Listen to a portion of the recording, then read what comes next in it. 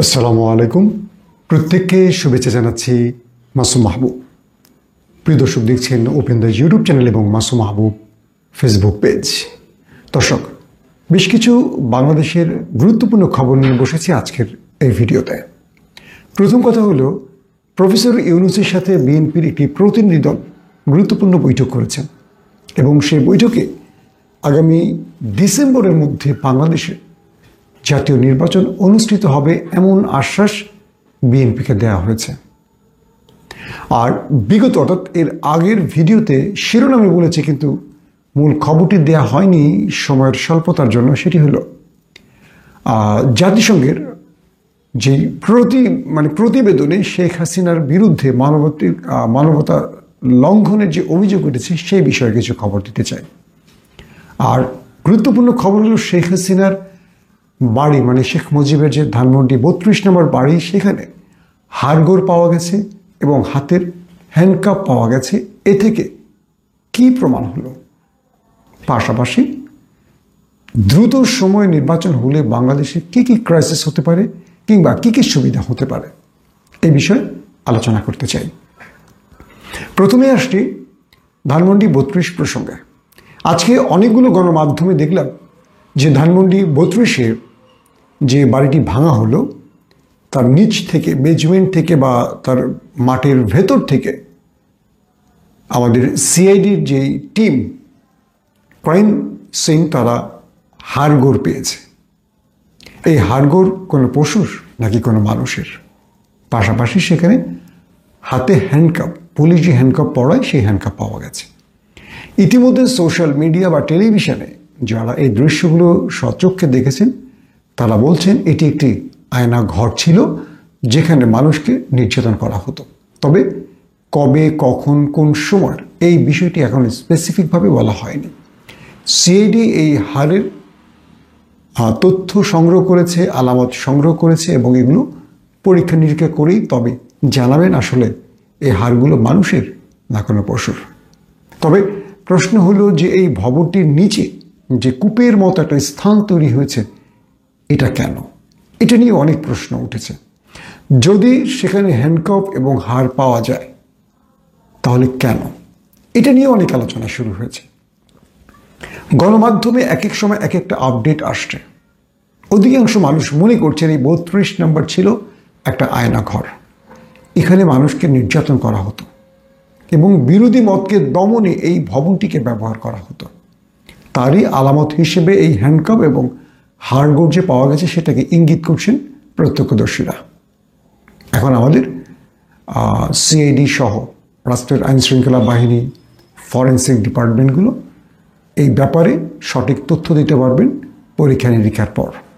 দ্বিতীয় যে বিষয়টি নিয়ে আলোচনা করতে চাই, জাতিসংঘের বিশেষ যে টিমটি বাংলাদেশে এসেছিল এবং তারা জুলাইতে যে গণ অভ্যুত্থানে হাসিনা সরকার প্রশাসনের মাধ্যমে বা নিরাপত্তা বাহিনীর মাধ্যমে ছাত্র জনতার উপর দমন চালাতে গিয়ে যে নির্মমতা দেখিয়েছে, এটাকে মানবাধিকার বা মানবতা বিরোধী অপরাধ বা মানবাধিকারের যে সর্বোচ্চ লঙ্ঘন, এটিকে ইঙ্গিত করছে। জাতিসংঘ বলছে শেখ হাসিনা তিনি এই অপরাধ করেছেন, যে অপরাধে দখলদার দেশটির প্রধানমন্ত্রীর বিরুদ্ধে আন্তর্জাতিক আদালতে গ্রেফতারি পরোয়ানা জারি করা হয়েছে। ঠিক একই কায়দায় এবার ফেঁসে গেলেন শেখ হাসিনা। সেই প্রতিবেদনটি 100 পৃষ্ঠারও বড় হতে পারে এমন ইঙ্গিত দেয়া হয়েছে এবং বলা হয়েছে এই প্রতিবেদনে আবু সাইদকে যে প্রকাশ্যে কাছ থেকে পুলিশ গুলি করে মেরেছে, যাত্রাবাড়িতে অজস্র মানুষকে পুলিশ হত্যা করেছে, এরকম অনেকগুলো ঘটনা স্টাডিকে তুলে ধরা হয়েছে এবং বলা হয়েছে প্রকাশ্যে, অর্থাৎ যখন একজন পুলিশ অফিসার স্বরাষ্ট্রমন্ত্রী কামালকে ভিডিওতে দেখাচ্ছিলেন যে মাননীয় মন্ত্রী, আমরা একজনকে গুলি করলে একজন পড়ে যাচ্ছে, আরেকজন দাঁড়িয়ে যাচ্ছে, এই ভিডিওটাও জাতিসংঘের সেই টিম পর্যবেক্ষণ করেছে এবং সেই তথ্য উপাত্ত তারা বলেছে যে এইভাবেই বাংলাদেশে নিরীহ নিরস্ত্র মানুষের উপর সরকারিভাবে আক্রমণ করা হয়েছিল, মানুষকে হত্যা করা হয়েছিল। এছাড়া আরও অনেকগুলো ঘটনাকে উল্লেখ করা হয়েছে জাতিসংঘের সেই প্রতিবেদনে।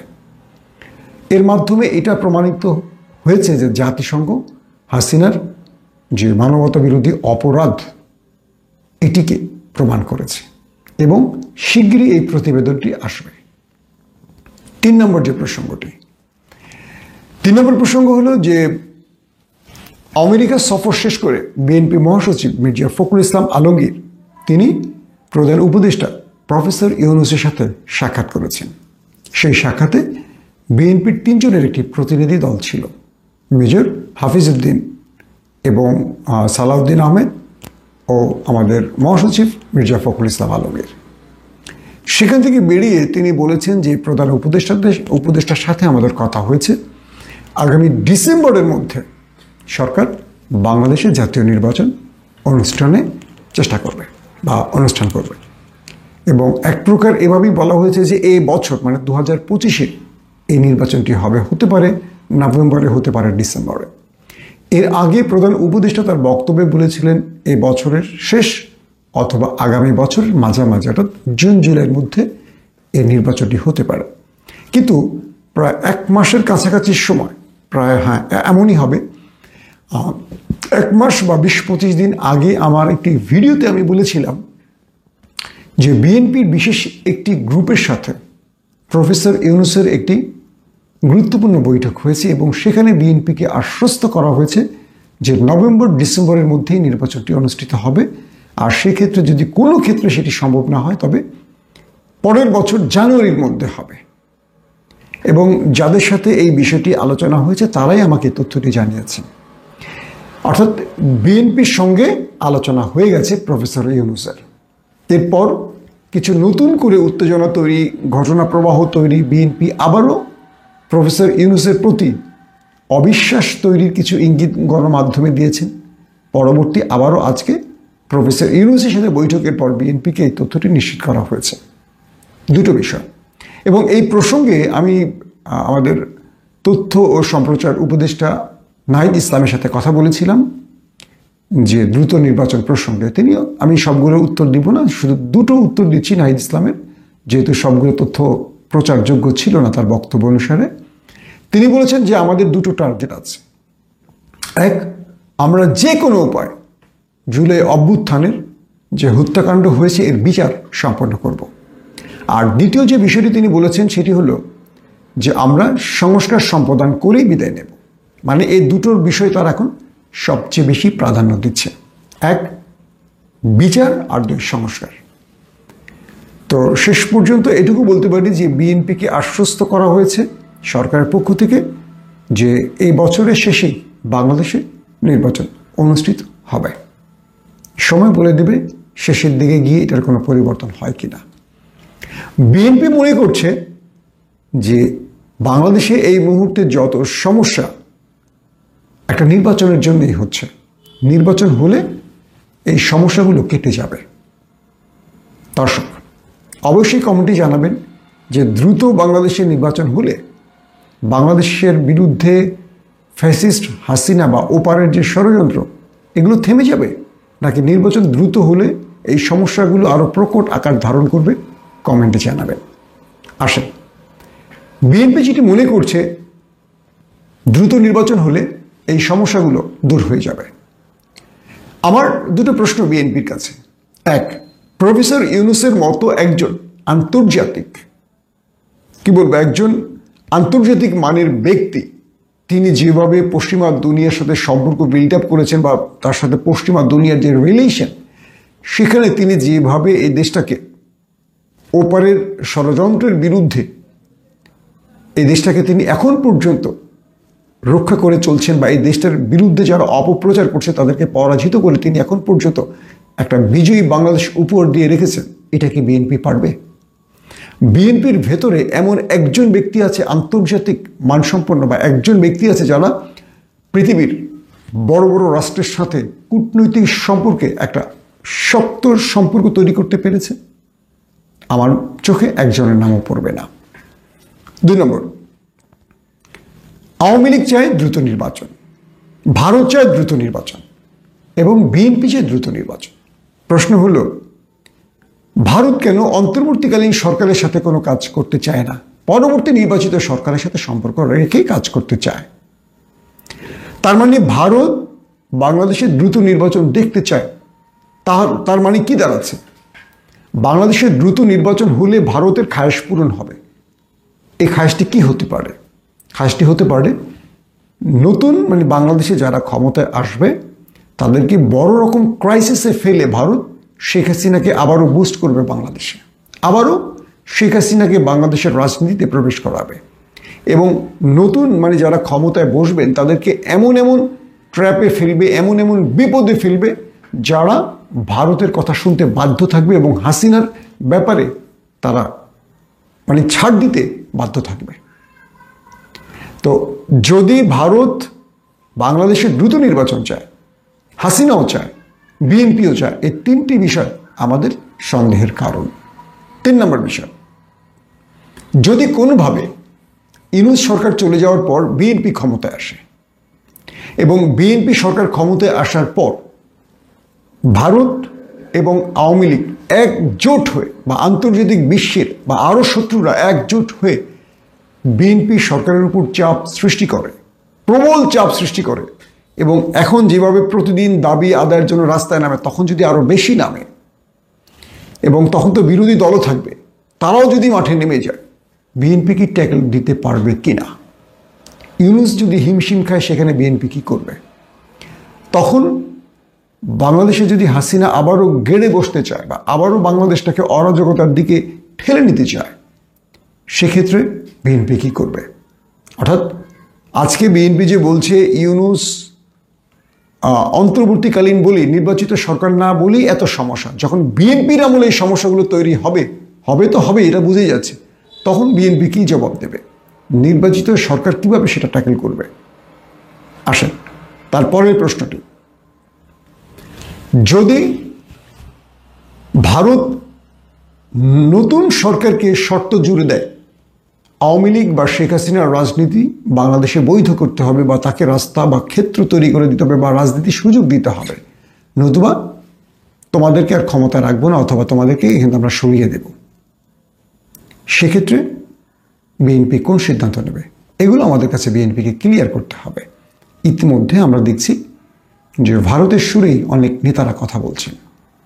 তো সব কিছু মিলে আমার কাছে মনে হচ্ছে যে ইউনূসকে বসিয়ে রেখেই বিএনপির উচিত বিচার সম্পন্ন করা, সংস্কার সম্পন্ন করা এবং আওয়ামী লীগের ব্যাপারে আরও যে সিদ্ধান্তগুলো, আওয়ামী লীগ নিষিদ্ধ বা আরও যে বিষয়গুলো, এগুলো সম্পন্ন করা এবং ইউনূস সরকার এই দেশকে স্টেবল করে একটা স্বাভাবিক পরিবেশ তৈরি করে নির্বাচন দিয়ে নতুন সরকারের হাতে ক্ষমতা হস্তান্তর করা। এটা হলো আমার ক্ষেত্রে, আমার মনে হচ্ছে এটাই রাইট।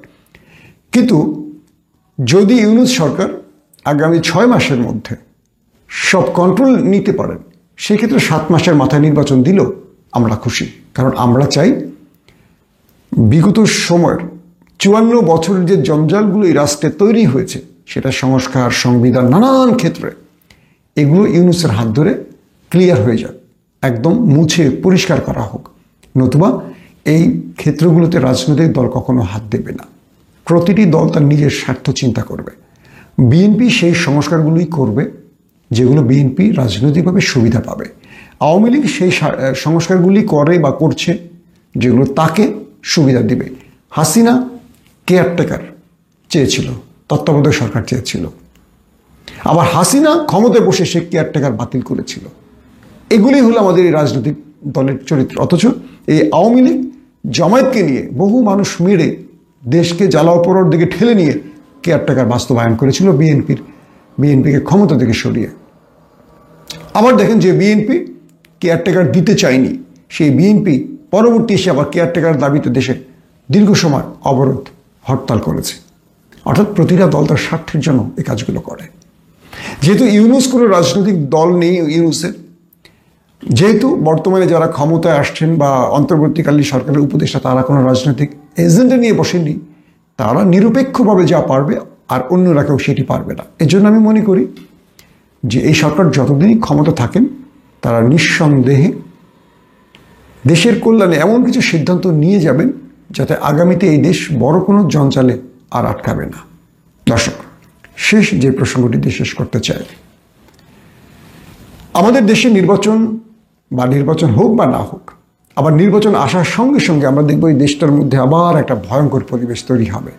একদিকে শব্দ বোমাগুলো আসবে, একদিকে কেন্দ্র দখল নিয়ে অনেক উত্তেজনা তৈরি হবে। সাম্প্রতিক সময় 5 তারিখের পরে নিজ দলের নেতাকর্মীরা মারামারি করে অনেক মারাও গেছেন। এই জিনিসগুলো আসবে, এগুলো আমরা আসলে আর দেখতে চাই না। আমরা চাই বাংলাদেশ 54 বছর পর নতুন একটা রাজনীতি শুরু করুক, যে যার মতো প্রার্থী দিবে, যে যার মতো ভোট করবে, জনগণ যাকে নির্বাচিত করবে। অমুকের বিরুদ্ধে কাদা ছড়াছড়ি, অমুকের বিরুদ্ধে প্রচার প্রপাগান্ডা, অমুকের বিরুদ্ধে ফ্যামিলিকে টেনে আনা, অনেক রকম ঘটনা আমরা শুনি। এগুলো আমরা আসলে আর দেখতে চাই না। শেষ যে কথাটি বলবো, ইলিয়াস এবং পিনাকি কনক সরোয়ারদের বিরুদ্ধে আক্রমণ বা তাদের উপর বিভিন্ন রকম হুমকি আসছে, এটা বন্ধ করা উচিত। এবং রাষ্ট্রকে বলবো তাদের পারিবারিক নিরাপত্তা দান করতে, এবং তারা যে দেশগুলোতে আছে আশা করি তারা সেখানে সতর্ক থাকবে। আমাকে অনেকেই বলছেন এটা নিয়ে কথা বলতে, এটা নিয়ে আমি কথা বলবো ইনশাআল্লাহর পরে। কিন্তু আমি মনে করি এই কাজটি ভালো হবে না, কারণ এখন পর্যন্ত বাংলাদেশে যে স্বাভাবিক পরিবেশ তৈরি হয়েছে, এই পরিবেশের জন্য বিএনপি, জামাত সহ সব দলের ভূমিকা অনেক ছিল। আওয়ামী লীগের নেতারা বলেছিলেন 10 লক্ষ লোক মারা যাবে, 5 লক্ষ লোক মারা যাবে। বাংলাদেশে সেরকম সিচুয়েশন তৈরি হয়নি। তার প্রধান কাজটি করেছে বিএনপি, কারণ বিএনপি এবং জামাত, কারণ তারা 5 তারিখের পর পুরো দেশের কন্ট্রোলে তারা নিয়েছে, যখন সরকার ছিল না। মন্দির পাহারা দেওয়া, হিন্দু বাড়ি পাহারা দেওয়া, সব কিছুই বিএনপি জামাত করেছে। কেউ বিএনপিকে চাঁদাবাজ বলেন আর যাই বলেন, খুব ক্রুশিয়াল মুভমেন্টে বিএনপি অনেক বড় দায়িত্ব পালন করেছিল, জামায়াতও তাদের সাথে ছিল। তো আমরা চাই সম্মিলিতভাবে একটা সুন্দর বাংলাদেশ দেখতে। প্রত্যেকে ভালো থাকবেন। আল্লাহ হাফেজ।